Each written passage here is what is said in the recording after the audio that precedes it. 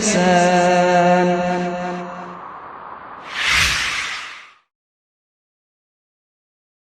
Assalamualaikum warahmatullahi wabarakatuh. Innal hamdalillah nahmaduhu wa nasta'inuhu wa nastaghfiruh wa na'udzu billahi min shururi anfusina wa min sayyiati a'malina. May yahdihillahu fala mudilla lahu wa may yudlil fala hadiya lahu. Asyhadu an la ilaha illallah wahdahu la syarika lahu wa asyhadu anna Muhammadan abduhu wa rasuluhu la nabiyya ba'dah. Qala Allah tabaraka wa ta'ala ya ayyuhalladzina amanu taqullaha haqqa tuqatih wa la tamutunna illa wa antum muslimun. Wa qala aidha ya ayyuhan nasu taqu rabbakumul ladzi khalaqakum min nafsin wahidah wa khalaqa minha zawjaha وبث منهما رجالا كثيرا ونساء واتقوا الله الذي تساءلون به والأرحام إن الله كان عليكم رقيبا.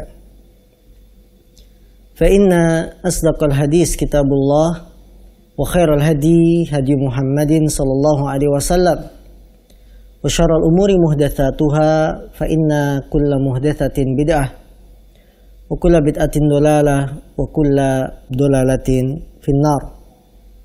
Para pemirsa dimanapun Anda berada, alhamdulillah kita kembali berjumpa dalam kajian spesial hukum-hukum fikih seputar COVID-19 dengan mengambil rujukan sebuah risalah yang ditulis oleh Fadilatul Syekh Ustadz Dr. Khalid bin Ali Al-Musyaiki dengan judul Al-Ahkam Al-Fiqhiyah Al-Muta'alliqah bi Virus Corona. Hukum-hukum fikih yang berhubungan dengan virus corona. Tiba saatnya sekarang kita akan membahas permasalahan-permasalahan fikih seputar virus corona. Pertemuan yang lalu kita sudah menjelaskan bagaimana pandangan secara syariat dalam menyikapi virus corona. Pandangan-pandangan Islam ini hendaknya kita jadikan panduan. Yang pertama, Islam menganjurkan agar kita menerima, menyikapi berita tentang virus corona dari sumber yang jelas, sumber yang valid, yaitu sumber yang resmi. Maka dalam kondisi seperti ini tidak setiap orang bebas berbicara. Demikian pun pandangan-pandangan syariat yang lain, bahwa dalam kondisi seperti ini tidak boleh kita memberikan rasa takut kepada kaum muslimin, menakut-nakuti sehingga membuat kaum muslimin hidup dalam kegelisahan, kegalauan, ya. Tapi hendaknya memberikan kebahagiaan, memberikan rasa optimis bahwa Allah akan menghilangkan wabah penyakit ini dari negeri kita dengan segera. Dan Islam pun membolehkan sebab-sebab yang lainnya.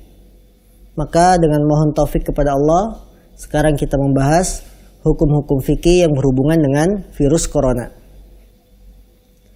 Ketahuilah kaum muslimin yang dimuliakan Allah, Islam sebagai agama sempurna, agama yang lengkap, tidak melupakan segala sesuatu yang dibutuhkan manusia, termasuk dalam kondisi saat ini. Dalam kondisi seperti ini kita membutuhkan hukum-hukum fikih yang berhubungan dengan virus corona. Bagaimana penjelasannya? Islam sudah menjelaskan karena memang agama kita agama yang lengkap. Allah berfirman, "Ma farratna min syai'." Tidaklah kami alpakan sedikit pun.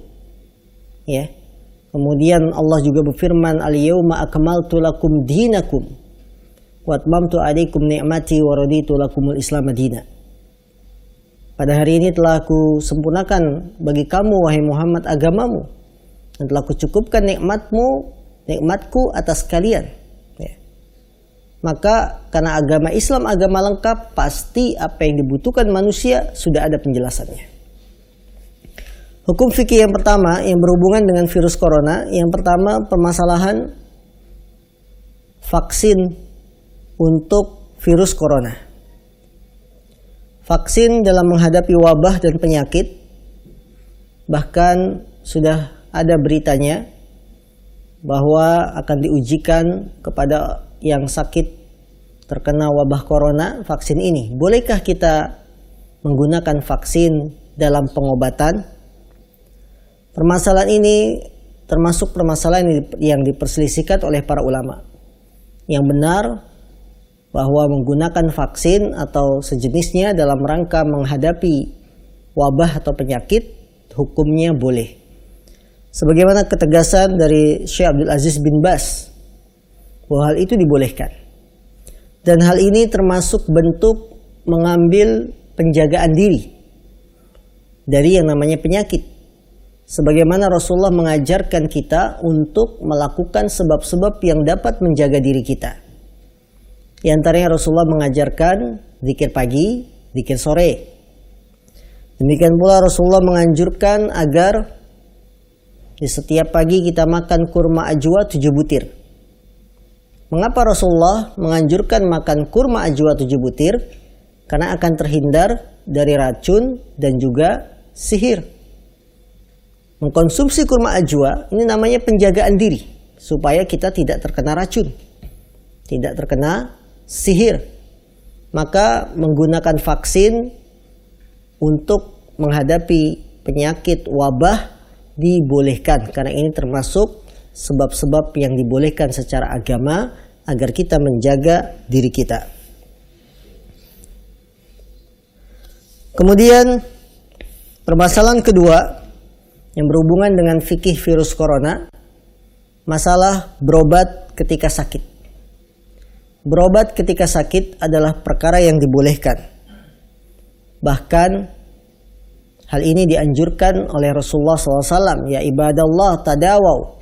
Wahai para hamba Allah, hendaklah kalian berobat. Berobat ketika sakit tidak menghilangkan tawakal kita kepada Allah Subhanahu wa taala. Karena tawakal dan usaha berjalan beriringan. Bukan hanya kita tawakal, berserah diri, pasrah tanpa usaha. Maka bagi para saudara-saudaraku yang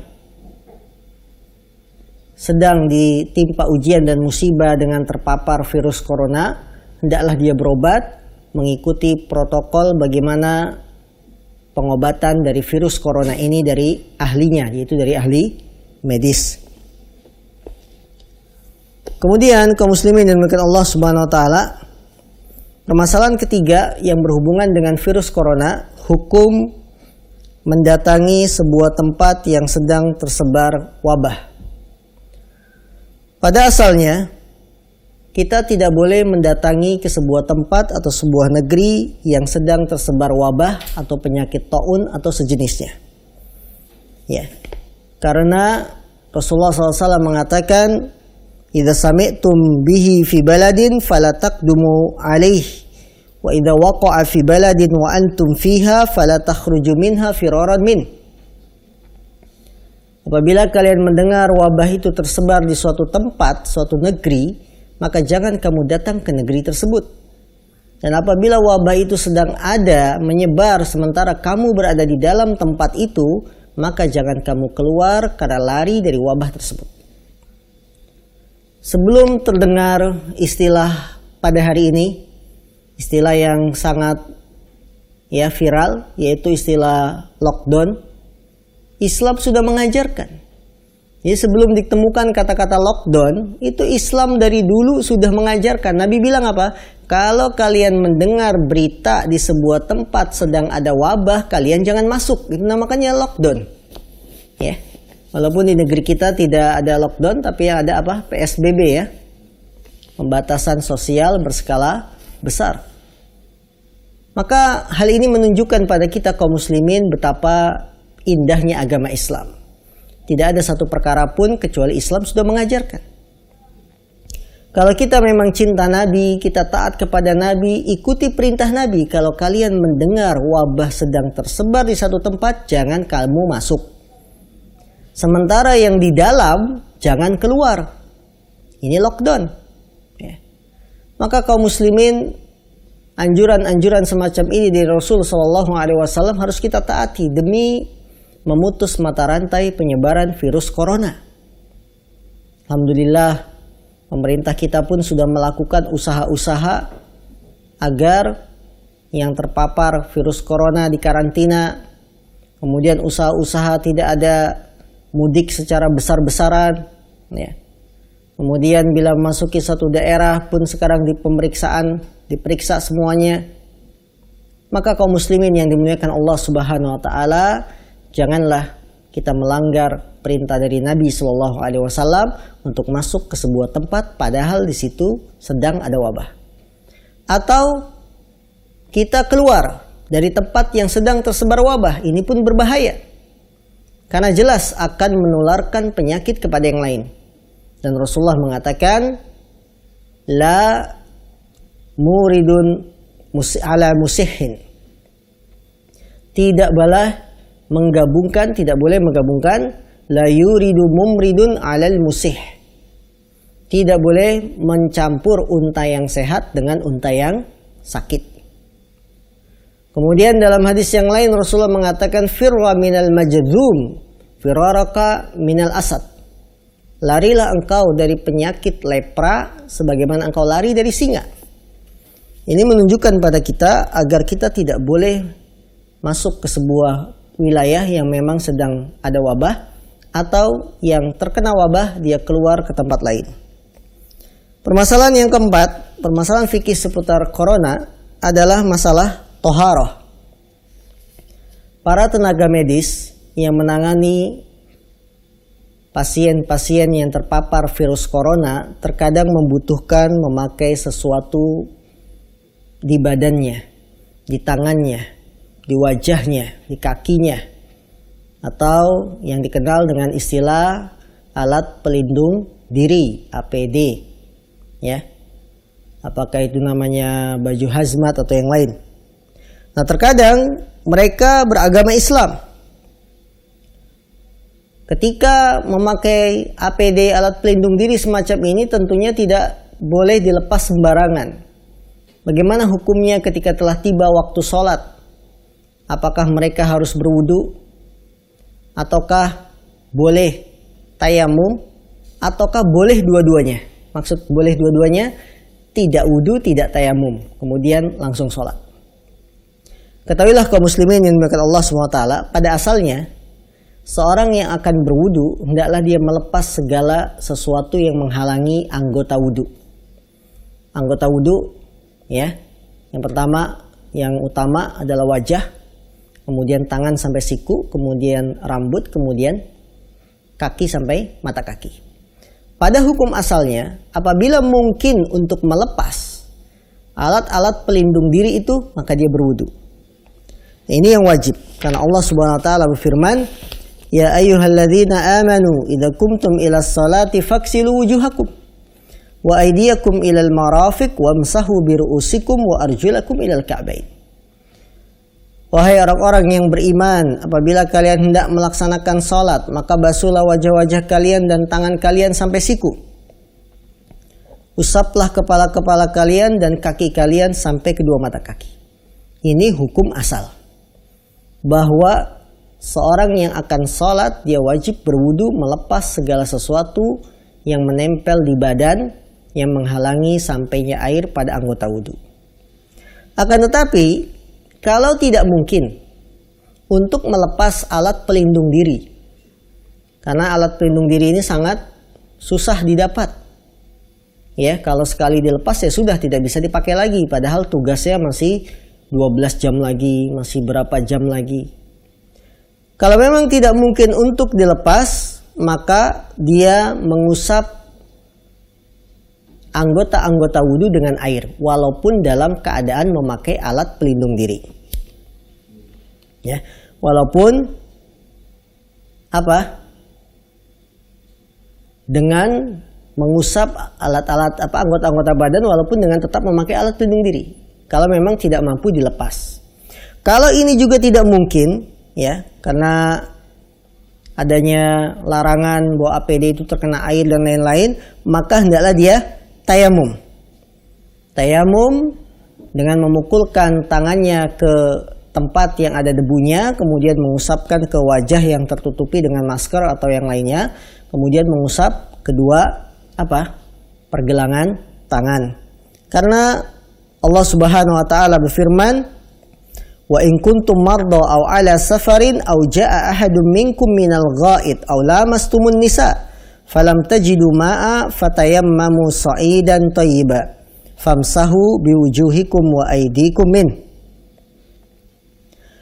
Apabila kalian sedang sakit, kata Allah, atau kalian sedang dalam perjalanan, atau salah seorang di antara kalian datang dari buang hajat, atau kalian menyentuh wanita, maksudnya mengumpuli wanita, dan kalian tidak mendapati air, maka tayamumlah dengan tanah yang baik.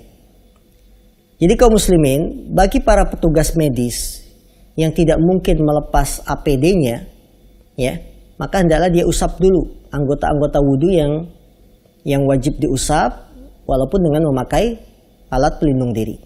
Kalau tidak mungkin juga APD-nya diusap air karena nanti berbahaya dan lain-lain, maka hendaklah dia tayamum. Kalau tidak mampu juga tayamum, karena nggak boleh kotor, misalkan masker, biasanya petugas medis pakai masker, apalagi tuh, ya, ditutupi dengan kayak helm gitu ya.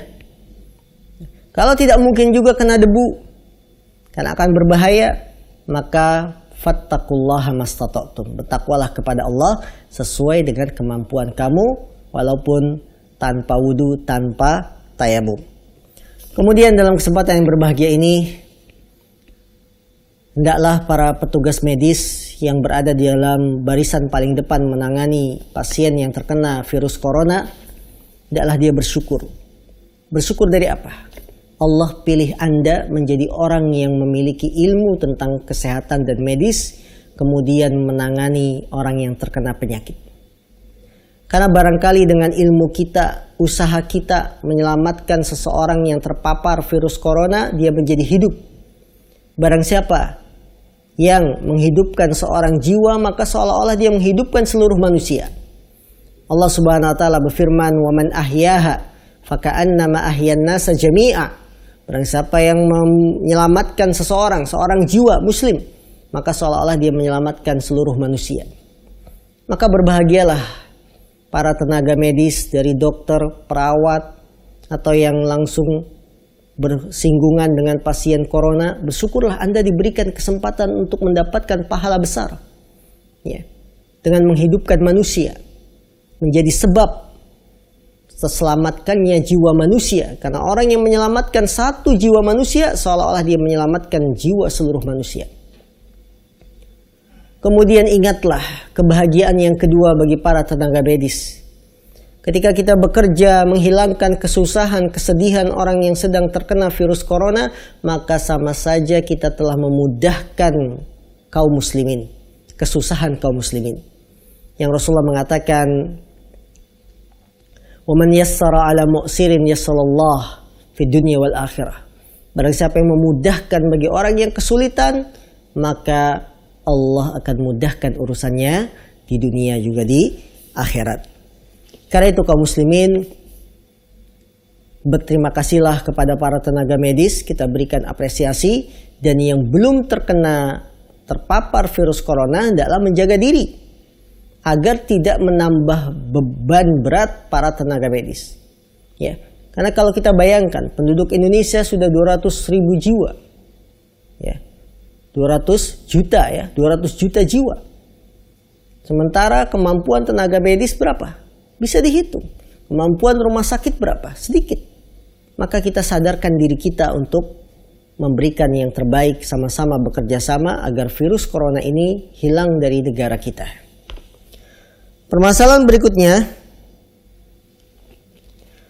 orang yang tertimpa wabah atau pada sekarang adalah virus corona, maka hendaklah dia mengkarantina dirinya, mengisolasi diri agar tidak menularkan penyakitnya kepada orang lain. Ya. Hendaklah pasien yang terpapar virus corona mematuhi protokol yang ditetapkan oleh pemerintah. Karantina pribadi di rumah atau melalui di rumah sakit dan seterusnya. Karena setiap pasien ada istilah-istilahnya, tentu tidak sama. Ada yang ODP, orang dalam pengawasan, ada yang PDP, ya, yang sudah harus waspada, ada yang positif. Maka ini sesuai dengan arahan-arahan dari tenaga medis, kita patuhi. Jangan kita melanggar ini. Kemudian permasalahan berikutnya yang berhubungan dengan virus corona, masalah adzan. Ketika anjuran, himbauan agar kita beribadah di rumah, agar kita melaksanakan sholat di rumah, ya, sholat Jumat diganti dengan sholat zuhur di rumah. Masjid-masjid yang khawatir tersebar virus corona, terpapar, maka mengosongkan, bahkan dibuat pengumuman-pengumuman bahwa kegiatan masjid dihentikan sementara waktu sampai waktu yang tidak terbatas. Maka hendaklah para muadzin ketika telah tiba waktu sholat, hendaklah dia azannya dengan ditambahkan kalimat Sallu fi buyutikum. Salatlah di rumah-rumah kalian. Salatlah di rumah-rumah kalian. Ucapan sallu fi buyutikum, salatlah di rumah-rumah kalian, ada 3 bentuk. Yang pertama, bentuknya kalimat ini diucapkan setelah adzan selesai, berdasarkan hadis riwayat Bukhari Muslim. Jadi setelah hayya 'alal falah, hayya 'alal falah, Allahu akbar, la ilaha illallah, sallu fi buyutikum. Ya. Salatlah di rumah-rumah kalian. Ini tempat pertama diucapkan kalimat sallu fi buyutikum. Yang kedua, berdasarkan hadis Ibnu Abbas, sallu fi buyutikum diucapkan sebagai pengganti dari ucapan hayya 'alas shalah. Bagaimana dalam hadis riwayat Bukhari Muslim, hayya 'alas shalah, mari kita sholat. Ini diganti. Karena sholatnya di rumah, setelah asyhadu anna Muhammadar Rasulullah tidak mengucapkan hayya 'alas shalah, tapi apa? Sallu fi buyutikum. Sholatlah di rumah-rumah kalian. Tempat ketiga mengucapkan kalimat ini, bahwa kalimat ini diucapkan setelah mengucapkan hayya 'alas shalah, hayya 'alal falah, sebelum ditutup dengan takbir dan la ilaha illallah. Ya, jadi setelah hayya 'alas shalah, hayya 'alal falah, ya, hayya 'alas shalah, hayya 'alas shalah, hayya 'alal falah, hayya 'alal falah, sallu fi buyutikum, sallu fi buyutikum, Allahu akbar, la ilaha illallah. Jadi ada 3 tempat dalam mengucapkan kalimat sallu fi buyutikum. Salatlah di rumah-rumah kalian. Kaum muslimin, para pemirsa yang dimuliakan Allah Subhanahu wa taala, tentu kita sangat bersedih. Hati terasa hampa, hati terasa rindu dengan rumah-rumah Allah, dengan masjid. Yang mana rumah ini, rumah Allah adalah rumah yang paling dicintai. Rasulullah mengatakan ahabbul biqa'i ilallahi masajiduha. Tempat yang paling dicintai oleh Allah adalah masjid. Tentu hati kita akan bergetar ketika mendengar muadzin mengatakan sallu fi buyutikum, salatlah di rumah-rumah kalian. Dosa apa yang dilakukan oleh manusia sehingga kita tidak bisa sholat untuk ke masjid, tidak bisa melaksanakan sholat Jumat, ya. Maka kaum muslimin, sadarilah bahwa wabah ini, virus corona ini adalah karena sebab dosa kita, sehingga kita rindu dengan masjid, bergetar hati kita dan sedih ketika mendengar sholatlah di rumah kalian, padahal biasanya kita berangkat ke masjid. Lantas kaum muslimin, setelah kita mengetahui bahwa ucapan sholatlah di rumah kalian, sallu fi buyutikum, itu ada 3 tempat. Yang pertama, setelah azan selesai semua. Yang kedua, sebagai pengganti hayya 'alas shalah. Dan yang ketiga, setelah apa? Setelah ucapan hayya 'alas shalah, hayya 'alal falah. Lantas permasalahan berikutnya, kalau yang adzan mengucapkan sallu fi buyutikum, apa jawaban bagi yang mendengar? Apa jawaban bagi yang mendengar? Ada yang bisa jawab? Ya. Jadi kalau muadzin yang adzan itu mengatakan sallu fi buyutikum, salatlah di rumah kalian, kita jawabnya apa? Jawabannya la haula wala quwata illa billah. Tidak ada daya dan kekuatan kecuali dari Allah Subhanahu wa taala. Karena ucapan shollu fi buyutikum ini sebagai pengganti dari ucapan hayya 'alas shalah. Ketika azan normal, muazin akan mengatakan hayya 'alal falah, mari berangkat sholat. Jawaban kita apa? La haula wala quwata illa billah. Nah, ketika hayya 'alas shalah diganti dengan kalimat shollu fi buyutikum, maka kita juga jawab la haula wala quwata illa billah. Karena al-badal lahu hukmul mubdal. Para ulama memberikan sebuah kaidah, al-badal lahu hukmul mubdal. Yang menggantikan itu hukumnya seperti yang digantikan. Ya. Kalimat shollu fi buyutikum ini menggantikan kalimat hayya 'alas shalah. Maka hukumnya seperti yang digantikan, yaitu dengan mengucapkan la haula wala quwata illa billah. Kecuali kalau kalimat shollu fi buyutikum diucapkan setelah adzan selesai, dia bukan menggantikan hayya 'alas shalah. Bukan menggantikan hayya 'alas shalah. Kalau diucapkannya setelah adzan selesai bukan menggantikan hayya 'alas shalah, maka ucapkanlah sebagaimana yang diucapkan oleh muadzin atau yang adzan. Ya, jadi tadi sudah kita sebutkan bahwa kalimat shollu fi buyutikum itu boleh diucapkan setelah adzan selesai. La ilaha illallah shollu fi buyutikum. Kita jawab shollu fi buyutikum, shollu fi buyutikum, shollu fi buyutikum. Kenapa diucapkan seperti yang adzan? Karena Rasulullah mengatakan idza sami'tumun nidaa faqulu mithla ma yaqulul muadzin. Apabila kalian mendengar azan, maka ucapkanlah sebagaimana ucapannya muadzin, yaitu yang adzan. Jadi jelas bahwa kalimat shollu fi buyutikum kalau diucapkan seperti pengganti hayya 'alas shalah, maka jawabannya la haula wala quwata illa billah. Tapi kalau kalimat shollu fi buyutikum diucapkan di akhir azan, bukan menggantikan hayya 'alas shalah, maka ucapkanlah sebagaimana yang diucapkan seperti muadzin. Karena Rasul mengatakan, apabila kalian mendengar muadzin, maka ucapkanlah seperti apa yang dikatakan oleh muadzin. Wallahu alam. Dan di tempat kami bahwa kalimat shollu fi buyutikum selalu diucapkan sebagai pengganti hayya 'alas shalah. Maka kita menjawabnya apa? La haula wala quwata illa billah. Kemudian permasalahan berikutnya, peniadaan sholat jamaah di masjid. Peniadaan sholat berjamaah di masjid. Ketahuilah kaum muslimin yang dimuliakan Allah, sholat berjamaah hukumnya wajib menurut pendapat yang benar. Memang ada perselisihan bahwa sholat berjamaah apakah wajib ataukah syarat ataukah hanya fardu kifayah, kewajiban yang hanya wajib bila dilakukan sebagian orang, yang lain tidak wajib. Yang benar bahwa sholat berjamaah hukumnya wajib individu, fardu ain, kewajiban bagi setiap personal seorang yang muslim beribadah kepada Allah Subhanahu wa taala. Karena Allah berfirman, warka'u ma'ar raki'in, dan rukuklah kamu bersama orang-orang yang ruku. Juga berdasarkan hadis Abdullah bin Ummi Maktum yang dia tinggalnya di tempat yang jauh, kemudian kalau ke masjid harus melewati jalan-jalan yang sangat terjal. Bahkan sebagian riwayat mengatakan rumahnya Abdullah bin Ummi Maktum itu ya jalannya berbahaya, licin, pegunungan. Kemudian dia meminta keringanan kepada Rasulullah. Wahai Rasulullah,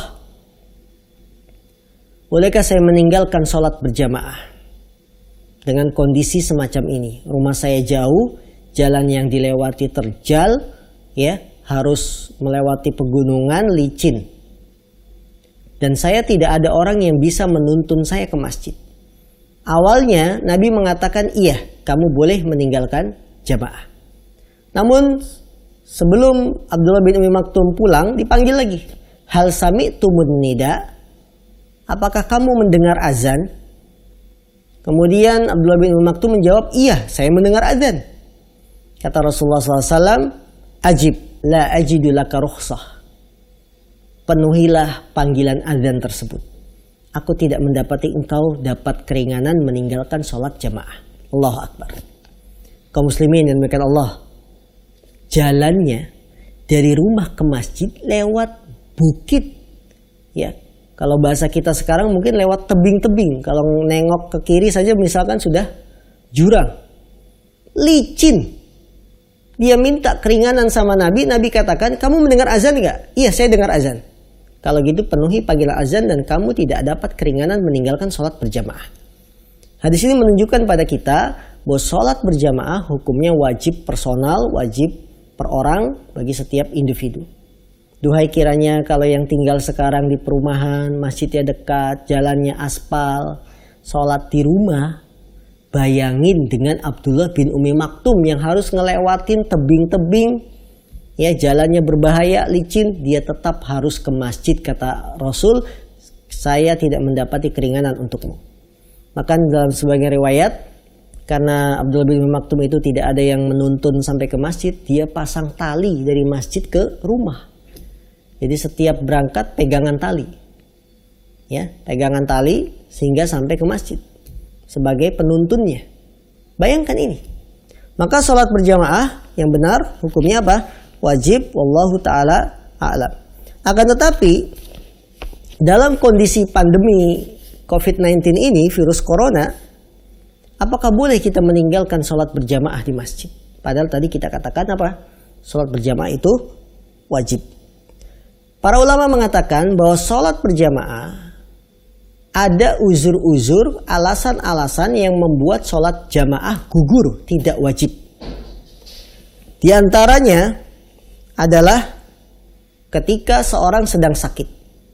Berdasarkan hadis Aisyah, tatkala Nabi sedang sakit, maka beliau tidak sholat berjamaah dan mengatakan, Muru Aba Bakrin falyusalli bin nas.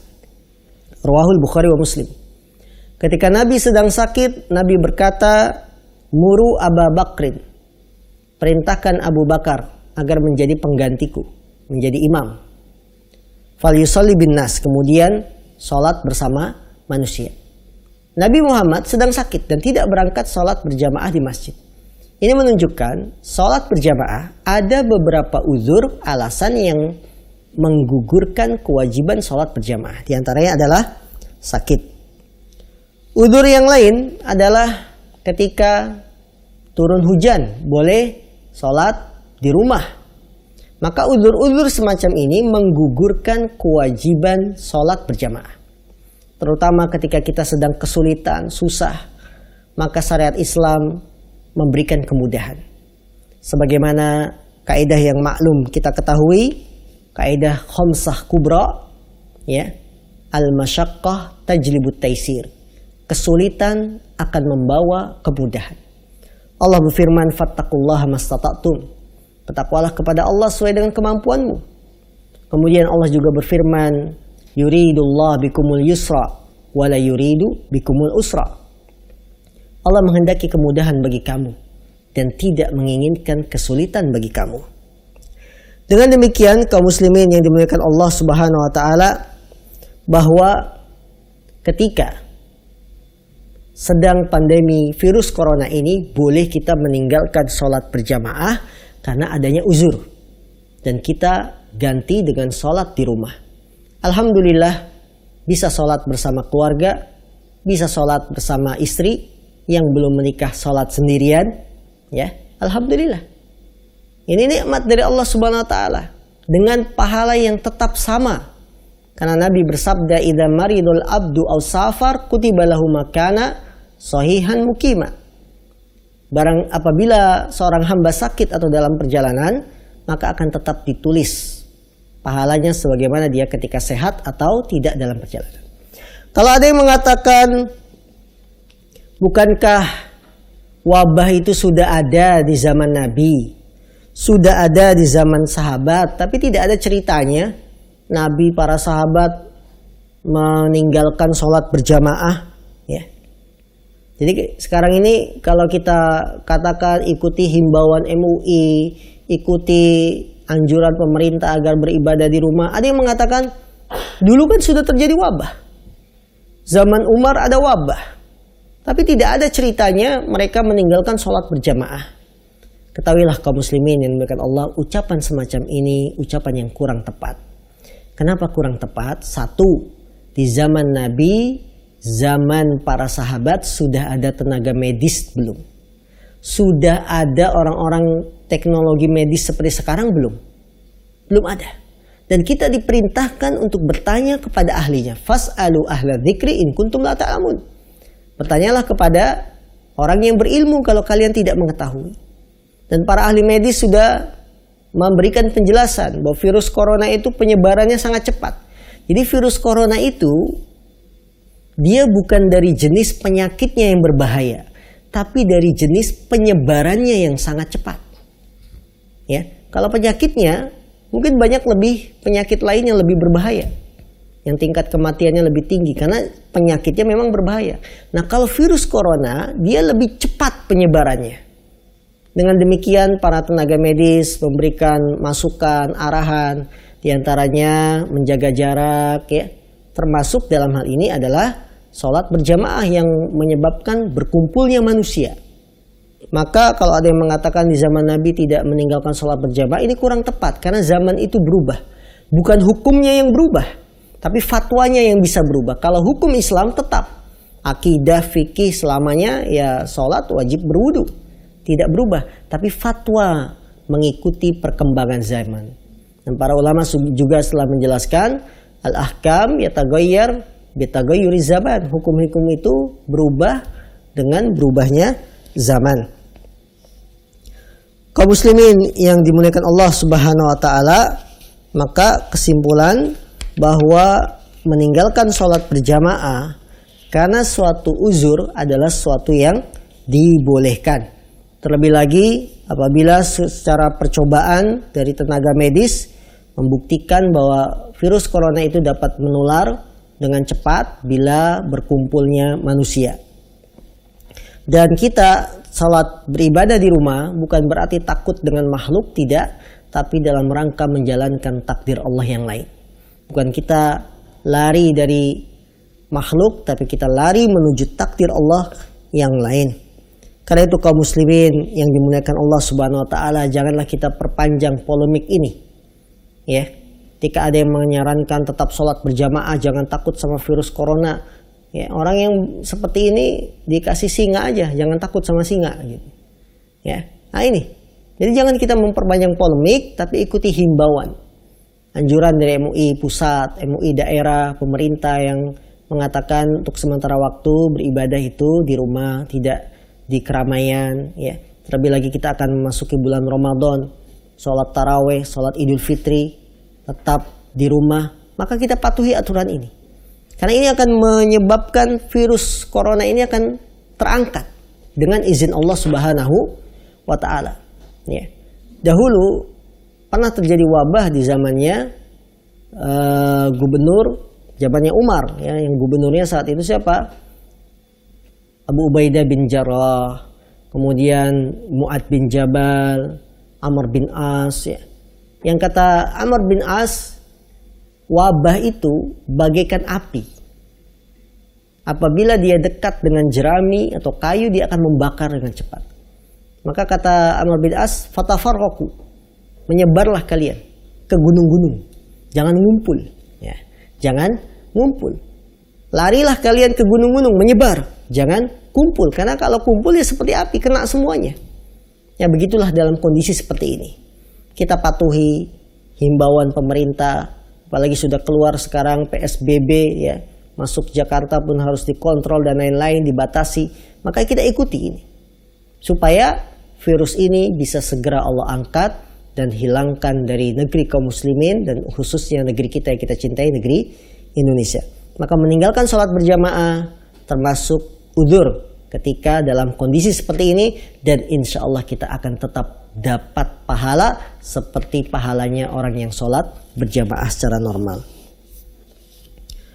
Baik para misi yang dimuliakan Allah Subhanahu wa taala, kami berikan kesempatan terlebih dahulu bagi yang ingin berinteraktif, bertanya melalui layanan telepon atau pesan singkat.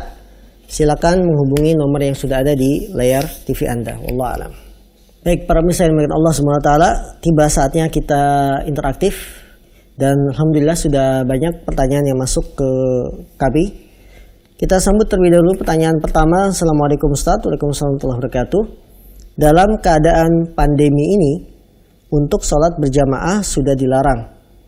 Tapi suami diajak sholat berjamaah di rumah tidak mau. Mohon jawabannya.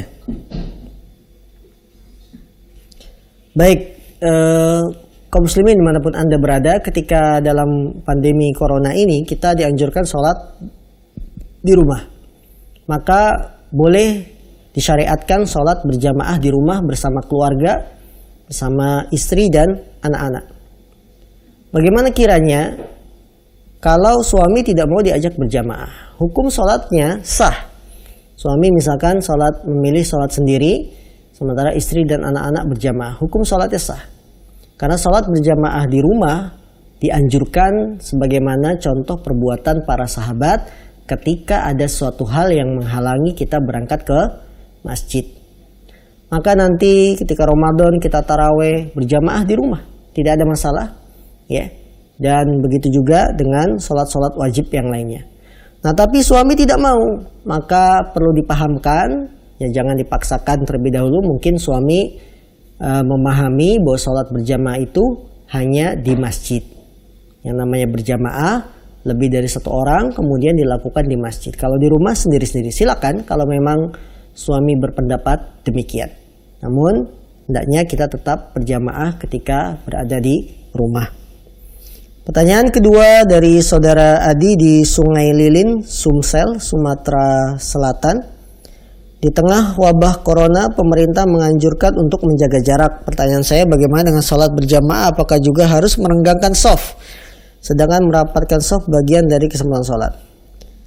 Ini nanti akan kami bahas di pertemuan berikutnya. Bagaimana sholat berjamaah dengan kondisi saat sekarang, yaitu sholat berjamaah dengan menjaga jarak. Kalau Anda mengikuti aturan pemerintah, maka hendaklah kita sholat di rumah. Sholat di rumah, kecuali misalkan sebuah daerah wilayah yang belum ada temuan orang yang positif corona, kemudian tetap melakukan sholat berjamaah, maka dibolehkan. Bagaimana statusnya kalau sholat jamaahnya shafnya renggang-renggang? Kita katakan pada asalnya hukum sholat berjamaah shafnya itu harus rapat, tidak boleh renggang-renggang. Dan ketika ada hajat, seperti pandemi sekarang ini, ketika ada hajat kebutuhan, maka sholatnya dibolehkan berjamaah walaupun dengan kondisi renggang, tidak rapat, sekalipun tidak harus 2 meter jaraknya. Ya. Dan ini termasuk hajat yang dibolehkan ketika kondisi semacam ini. Tapi kalau sebuah wilayah itu sudah zona merah, maka hendaklah jangan memaksakan sholat berjamaah walaupun dengan shafnya direnggangkan. Tetap dia lebih baik sholat di rumah karena sudah wilayahnya itu zona merah. Pertanyaan berikutnya, Ustadz, apakah boleh mengakikahkan bayi di luar dari hari ke-7 karena keadaan ekonomi masih belum mampu, dan bagaimana hukum menggundul rambut bayi perempuan? Akikah bila tidak mampu dilaksanakan pada hari ke-7, maka laksanakanlah pada hari kapanpun ketika dia mampu. Jadi bagi yang tidak mampu akikah pada hari ke-7, kapan saja dia mampu laksanakanlah akikah. Ya, kapan saja dia mampu. Terlebih ketika kondisi seperti sekarang, ya, dimana dengan pandemi corona ini menyebabkan pemasukan beberapa saudara-saudara kita berkurang. Barangkali ada yang tidak mampu akikah, dia tunda sampai mampu, tidak ada masalah. Pertanyaan kedua, bagaimana hukum menggundur rambut bayi bagi perempuan? Sebagian ulama berpendapat menggundur rambut bayi perempuan tidak disyariatkan karena hukum asalnya wanita itu senang untuk berhias. Wanita itu diciptakan untuk berhias dan rambut bagi wanita adalah mahkotanya. Maka wanita tidak digundul, tidak dicukur rambutnya ketika baru lahir pada hari ke-7. Sebagian ulama lain mengatakan umum bahwa anjuran mencukur rambut hari ke-7 itu umum bagi laki-laki dan wanita. Allah Ta'ala alam mana yang lebih kuat, dan Syekh Muhammad bin Shalih Al-Utsaimin beliau memilih kalau bayinya perempuan maka tidak dicukur rambutnya karena dia butuh untuk perhiasan. Allah alam. Assalamualaikum Ustaz. Waalaikumsalam warahmatullahi wabarakatuh. Dalam kondisi seperti sekarang ini, apakah boleh mudik ke kampung halaman yang berjarak kira-kira ditempuh dalam 3 jam perjalanan darat, yaitu dari Gresik ke Kediri, yang kedua kota tersebut sudah sama-sama zona merah? Dari saudara Iqbal di Gresik. Saudara Iqbal di Gresik, dalam kondisi seperti sekarang, hendaklah kita menahan diri untuk tidak pulang kampung.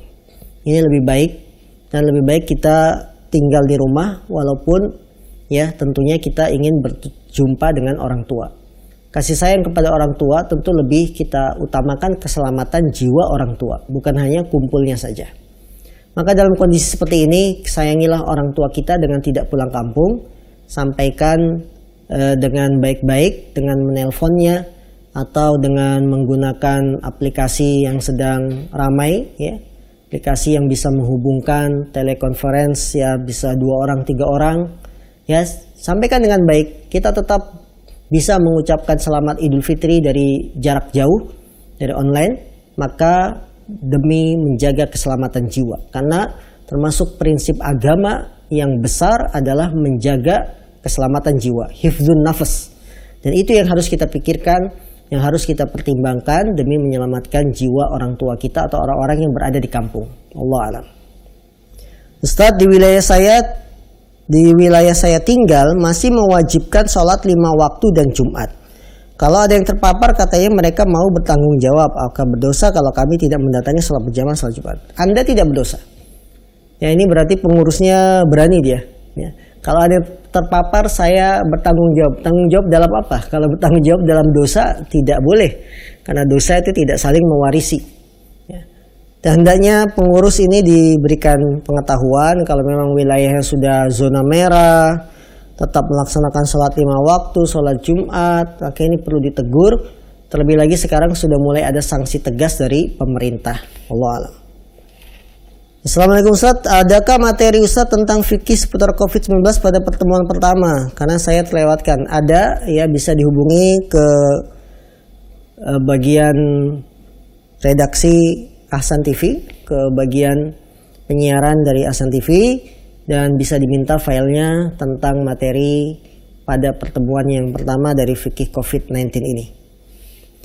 Jadi saudara Abdullah di Telaga Harapan, saya mau tanya Ustadz, jika sholat berjamaah di rumah dengan tempat terbatas, posisi anak laki-laki dan istri serta anak wanita sejajar apa boleh? Dan kadang anak laki-laki dipisah untuk menghindari bercanda, bagaimana hukumnya? Tentang sholat di rumah, posisi makmumnya, posisi anak, posisi istri di mana akan kita bahas pada pertemuan terakhir insya Allah sebelum Ramadan, ya. Pekan depan di hari yang sama, yaitu hari Sabtu, tentang tata cara sholat di rumah. Siapa yang menjadi imam, siapa yang paling berhak, kemudian kalau ada yang jadi imam, posisi wanita di mana, anak wanita di mana, anak laki-laki di mana. Ini akan kita bahas insyaallah ta'ala di pertemuan yang akan datang. Baik kaum muslimin yang dimuliakan Allah Subhanahu wa taala, inilah akhir perjumpaan kita di kesempatan pagi hari ini. Berbicara tentang seputar COVID-19. Semoga dengan pemaparan hukum-hukum fikih seputar virus corona dapat memberikan pencerahan kepada kita. Masih banyak permasalahan fikih lainnya, seperti tentang tata cara sholat ketika di rumah, kemudian puasa, kemudian pengurusan zakat, ya. Apalagi sekarang sudah ada anjuran bolehnya menyalurkan zakat sebelum Ramadan. Bagaimana ini? Nantikan bersama kami dalam fikih COVID-19 pada pertemuan yang akan datang. Juga yang tidak kalah ramainya, gelombang penolakan jenazah yang terpapar virus corona. Sampai mencari 5 lokasi ditolak terus. Ini bagaimana? Nanti kita bahas di pertemuan yang akan datang. Jangan kemana-mana, ikuti terus acara kami bersama Ahsan TV. Semoga Allah memberkahi kita semua, melindungi kita semua, dan menyelamatkan kita dari virus corona, dan segera mengangkat virus corona ini dari negeri yang kita cintai, negeri Indonesia, dan seluruh negeri kaum muslimin di belahan dunia lainnya. Wabillahi taufiq wal hidayah. Subhanaka Allahumma bihamdika asyhadu an la ilaha illa anta astaghfiruka wa atubu ilaik. Walhamdulillahirabbil alamin. Assalamualaikum warahmatullahi wabarakatuh.